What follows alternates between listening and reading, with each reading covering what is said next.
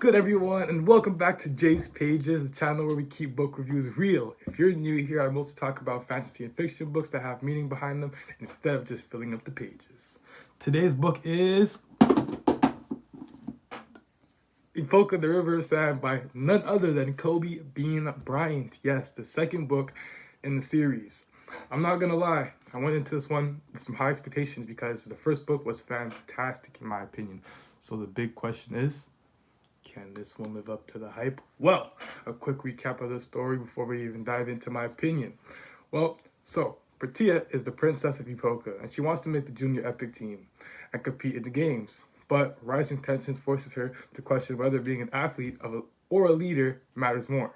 At the same time, her best friend Ruby returns to Fionis, where his past as a Star Killer comes back to haunt him, making him question who he really is and where he belongs. Now, in my opinion, the story feels heavier and more intense. The challenges are tougher and the pressure is higher. I picked this book today for today's episode because I really liked the first book in Epoca, and I want to see how the story and characters would grow in the sequel. I already knew the world was interesting, and where the actual story was taking place was pretty interesting, and everything that was going on in the story was interesting. So I want to see how the second book could live up to the hype, basically. I picked this book today also because it was written by Kobe Bryant, and I want to see how his mindset and mentality would show up in a sequel of a fantasy story. Pratia is a good main character in my opinion. She feels real, she feels talented. She's not perfect, but in this book, she's under a lot of pressure, and you can see that it starts to affect how she thinks and how she acts compared to the first book. She doesn't always believe in herself when things get hard. She gets frustrated and sometimes doubts her abilities.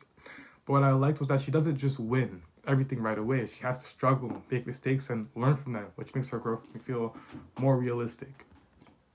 Pratia also doesn't go through everything alone. Her best friend with Rovi is an important part of the story. Rovi supports her, but also keeps her grounded when she starts to feel overwhelmed. Their friendship feels natural, and it shows how having someone there for you can make hard situations a lot easier. Even though this book is good, it's not perfect. Some parts of the story felt slow, and a few scenes could have been shortened to keep things moving. I also think some characters like Rovi could have been developed a lot more. He's important to Pratia, but we don't get to see a lot of the side things. Learning more about him would have made the story stronger as a whole. And finally, I think some challenges could have had bigger consequences.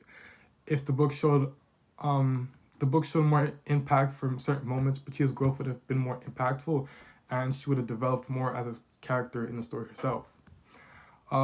Overall, I'd give the book like a 6.5 out of 10. The story has a good message and interesting characters, but the pacing slows at times, and some characters could have been developed more. I still recommend it to readers who enjoy fantasy, mixed with sports and lessons about leadership and growth, especially if you've already read the first Epoca book.